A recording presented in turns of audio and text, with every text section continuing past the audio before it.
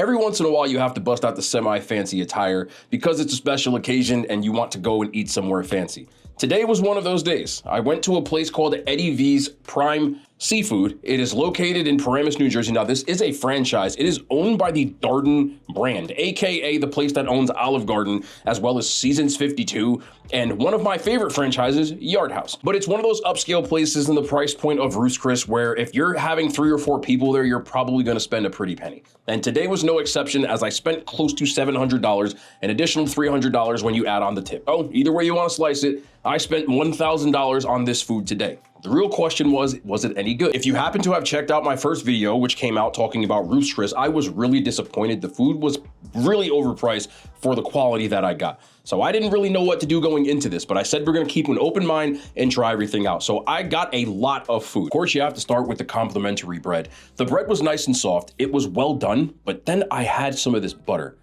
If you don't believe me, I had to ask the guy what kind of butter that was. It was so good. Butter is excellent. Any questions? What is in that butter? Oh, paprika salt. Damn, that's Yeah, good. paprika salt. Yeah, that's what the Wow. that gets clicking. Yeah. Damn. Yeah, when I first started. Normally, I don't talk about the bread and these types of things, but paprika salt, nice touch. Couldn't believe how good it was. Bread.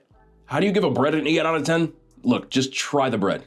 Really, it's the butter, but it was excellent. Now, according to their menu, it says that this is their signature item. It is their jumbo lump crab cake. It says it's their signature item, artfully prepared with jumbo lump crab meat in a golden panko crust and finished with a creamy house-made remoulade sauce. And they always say nice things like that, but let me tell you something. It was effing delicious. I couldn't believe how good this crab cake was. For a franchise, I haven't had seafood that tasted that good other than going down the shore, unless I'm eating at somewhere that's literally sitting outside of the ocean. It was delicious. I let other people try it at the table. They all thought it was delicious as well. 2 of which don't even like seafood, don't know what the heck they were doing there. The freshest seafood, but there's also like that remoulade is like in there. It's almost like mayo. It's really good. Seafood was juicy. It wasn't over seasoned, but seafood, you want to let it talk by itself. But that house-made remoulade sauce was actually inside of the crab cake as well as drizzled on the outside. So it was in every single bite. I can't believe how good the damn crab is. Panko was nice and crispy, but it was just so super light. That turns out. It was good, man. I couldn't believe it. Rating this out of 10 against anything I've ever had, I'd give it a 9, and I'm not joking with you. Completely threw me off guard because it was delicious. Now we have a like for like because at Ruth's Chris, I did get their lobster bisque. It's something that I get at most of these, quote, fancy restaurants. So even better, we got to try one similar at Eddie V's. They bring it out, they pour it fresh at the table. There is an entire claw of a lobster in there. It's not imitation meat or anything, but what really threw it over the edge, there was a little crouton in there that had creme fraiche, and it was just toasted perfectly. It was a little bit soggy, but it melted so well with that bread that I've already talked about that is just really, really good. Again, 2 for 2 because it was one of the better lobster bisques I have ever had. I would give this an 8.5 out of 10. Now for our entrees, this is where things start to get a little bit spicy. Our waiter, who was really, really cool the entire time, I guess he heard me describing the food to my friends and he came back and he said, okay, I'm not gonna lie, I actually did recognize you. The waiter knew who I was. That's where things got a little spicy. But what I mean when I say that is we ordered 3 sides to go with our entrees. They comped us the rest of the sides. So we tried the entire side menu. But while I'm getting ahead of myself, let me get to my ribeye. A lot of people don't know this, but most seafood places make better steak than most steakhouses. I know it's a weird thing to say. So when I go to seafood houses, I like to get a steak with something combo. In this case, I got a 22-ounce ribeye, my favorite cut of meat, medium rare, and they have a smoked chili rub that they put on. It was really good. I've never had a steak with a smoked chili rub on it, but really just enhanced the flavor of the steak with a little bit of smokiness. It was cooked perfectly. It was marbled perfectly. Ruth's Chris, believe it or not, was not. So I know people say, well, what do you expect? I know, it sounds crazy to say. I'm going to agree with you, but this one was smoked ancho chili. So a little bit of that chili taste, smoky taste, little bit of spice, not over the top spice, but just enough to kind of kiss the steak a little bit. Did I just kiss the air? Again, the steak was very good. I would give it an 8 out of 10. That's a very good steak in my opinion. Now we get to the sides. Again, all of them. This one I actually bought. $75 for a Petrosian Royal Caviar double baked potato. It's twice baked and then they top it with caviar and creme fraiche.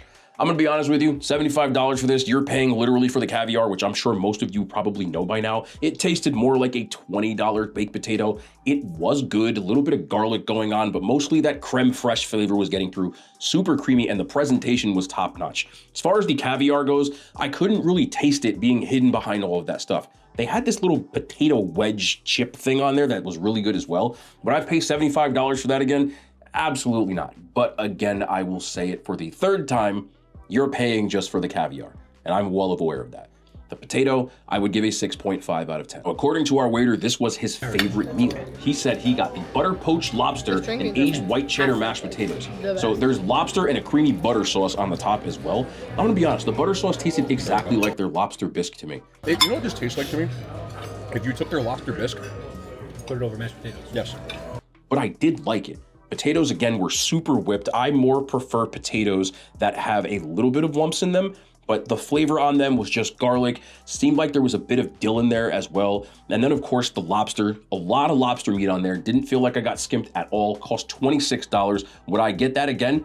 Yes, but there were way better sides from there. Even though I did like this, I'm gonna give this a 7 out of 10. I just can't wait to tell about this, so I'm sticking to my favorite one. Now, according to Eddie V's, this is their infamous crab fried rice. It came out after everything we got. So there was like 8 things on the table, and then the waitress comes out and says, oh, I'm sorry, we forgot this. And we had no room, so we had to scoot some of the water and the knives off the table just to get this on here. Thank God we did. When I tell you that this was some of the best fried rice that I've had outside of Chinese-esque type of places, it was delicious. What I really got in there were these shiitake mushrooms and scallion onion flavor. The rice wasn't too moist, but it was still very flavorful, not dry at all. It wasn't soggy. And then there was a ton of crab meat sitting on the top of this. It was my favorite thing that I got from here. That includes the steak, that includes the lobster bisque. I thought it was delicious. And if I was just going there again, literally the ribeye, and then you couple that with that crab fried rice, and you have got yourself an S-tier meal. I'm going to give this a 9.3 out of 10, and I would go back just for this damn fried rice. This was everyone else's at the table but me's favorite thing, the truffle mac and cheese. Again, I have a very particular taste in mac and cheese. Yeah, this just wasn't my bag. I'm gonna be honest with you, everyone else thought it was good. I thought it was okay. I thought the noodles were not the perfect texture that you would get in a mac and cheese. It was a little too al dente. You can't have noodles with bite to me. And their cheese sauce was very rich, but I didn't feel like it had enough congealness to stick together. Felt like I was getting way more cheese than noodle. And they also committed my cardinal sin of mac and cheese. I just don't believe in using penne noodles in mac and cheese. I just don't think it's okay. Just never use penne noodles. Any kind of other noodle will suffice that's smaller than a penne, in my opinion. But again, when you're paying $700 for your food, you're grading this against everything that you have ever eaten, all bets are off. And on that scale, I would give it a 5 out of 10. Next up, I'm not gonna waste your time on this one. Grilled asparagus, sea salt, and lemon. It tasted like grilled asparagus with sea salt and lemon. It was good. I'm gonna give it a 6 out of 10. But I don't wanna waste your time talking about asparagus. It's not why you're here. Next were the au gratin cheddar potatoes. Really rich, cheesy potatoes. They really pack on the cheese in this plate. Really cheesy? They must have a cheese vault back there or something, because I felt like I got way more potatoes than cheese again. Now, I happen to really love cheese, but I just don't feel like there was anything else in there besides cheese and potatoes. And again, I'm not gonna dislike that, but when you're at a restaurant that's charging you $20 to $30 per side, you're just expecting more from that. I could have made that at the crib. And anytime I can say I can make that at the crib, at a place that's charging you that much, it's not something that I'm gonna go there for. Didn't dislike it, would eat again, but I think that there's just better sides there, and I'm gonna give that a 4 out of 10. It was the one dish that I took one bite of, and I was, okay, I'm over this. I also started to get full at this point, but we still have more sides to go. Next up was the sauteed Monterey-style sweet corn. Now, this was their play on street corn that everybody loves to call street corn. They actually succeeded in making real street corn. They had cotija cheese in there, a very limey taste, a little bit of spice, but not too much. And then there was some chives going on in there. But the best part about it, to be honest, was the corn. The corn was actually fresh, super sweet corn. The niblets weren't soggy at all. Nice little crunch to them. I like these a lot. They're a good complementary dish to get along with something like a baked potato as well as the steak. And would 100% eat these again. I would give these an 8 out of 10, which is by far the highest I've ever given anything that called itself street corn on this channel. Until I go to Mexico, you're probably not gonna see a 9. And finally, there were some baby green beans in some brown butter that they served with almonds as well. These were good. They were fresh. There were vegetables. Vegetables, I feel, unless you're gonna go nuts, they didn't do too much. The brown butter added a little bit of sweetness, and the almonds, a little bit of toasty, earthy nuttiness. I found these enjoyable as well. I would give these a 6.5 out of 10. There's not really much descriptive words you can give to sauteed vegetables, but they were good for what they did. And finally, for dessert, I ordered the Meyer lemon tart. It is a tangy lemon custard with a sweet crust and then some meringue with some raspberries. It was very good. I'm a huge fan of lemon stuff. The lemon flavor was very bright and crisp and kind of tart. And then the crust that it comes with is very similar to a pie crust, really, really buttery. It puts you in the mind of a key lime pie, but they just use lemon instead. Adding the berry just added another bit of sweet and tartness to it with a contrasting flavor. Also found that enjoyable. And then you top that off with the toasted meringue, which is what you would get on like a lemon meringue pie, but it was done better. That doesn't taste like that cheap store-bought meringue that you would get. So very nice job on this pie. I would give it an 8 out of 10. It's not a pie, it's a tart. Why did I say pie? And finally, didn't order this, but they bought it out. It is a Bananas Foster butter cake. Now, I am not a fan of bananas. I don't really eat bananas. They bring it out, they have the flambe on your face, and then, you got the flames growing over, people are taking pictures of it. Delicious. So they brought this out and I try it and I couldn't believe it because I don't like bananas. I'm like, yo, I gotta try this. You gotta try this. I don't really know how to describe this flavor, but that nice flambe taste of banana was very subtle and well done. The best part though, it comes with butter pecan ice cream. And I couldn't believe it came with butter pecan ice cream. Homemade butter pecan ice cream. That's the old black person. And since I'm becoming one, I found this very enjoyable. For a Bananas Foster cake, I'm gonna give this an 8.5 out of 10. Butter pecan ice cream, I give it an 8.7 out of 10. They have a homemade whipped cream. It added a nice little contrast to it as well. And then they had these chocolate cookies that went with it, which they said they made in-house. They were okay.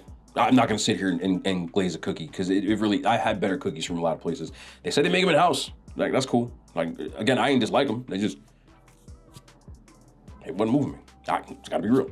They didn't move me. Overall, when it comes to the high-end steakhouses, I'm usually never a fan of it, but the seafood houses tend to fare a little better. It was my first time going to Eddie V's, and I would 100%, if I have a special occasion and I have some money to burn, I'm gonna overall stamp this on a high-end chain scale with a B+ and say that it's definitely worth checking out if you're in the genre of the Ruth's Chris or any other high-end place like that. Maybe you have a special occasion, maybe you just got some extra money. Either way, Eddie V's was good. I would give credit to the service people. Now, again, I have to use an asterisk there because halfway through our meal, the waiter actually did say that he recognized me, but they were on top of everything. I don't think I had an empty cup at any point. Everybody, it might have been choreographed. I'm not gonna sit here and say that that didn't happen, but I cannot verify nor deny that. I'm only gonna give you the information that I was given. Overall, there was a party of 4, including myself. Everybody there thought it was delicious. Everybody there said they would go again. And funny enough, those were the same people that were at Ruth's Chris that didn't like Ruth's Chris, just like I didn't. So we all have similar taste buds. Again, some of the dishes that I didn't like, they liked a little bit more than me, but everybody kind of raved about the same ones that I got. And even though I feel like I spent way too much money, I still feel like I was satisfied with the meal. I was able to box up a ton of it and give it to some people that really enjoyed it as well. And I was so full by the end of it that I didn't even finish my steak. I finished nothing, which is very rare for me to go anywhere and not finish a steak. But the sides were well sized and everything was very good and very fresh. And I don't have anything negative to say overall about the experience. Some of the food I didn't enjoy as much, but as far as in that genre, way better. Don't ever waste your money on Ruth's Chris. If you want to see more of these places, I hope I have some special occasions going on because I ain't spending $1,000 like that every single time. But either way, man, it was worth it. I enjoyed this. Hope you guys did as well. Drop a thumbs up. Of course, again, if videos like this do well, we'll do more. I kind of killed 2 birds with 1 stone, so I'm not going to sit here and be like, oh, because it's too much money. No, it's more because I had a special occasion and I was able to still make content about it in my experience. But again, if people want to see it, I'm here for it. We'll be back tomorrow. More content. Meta hand signs. They made it to YouTube.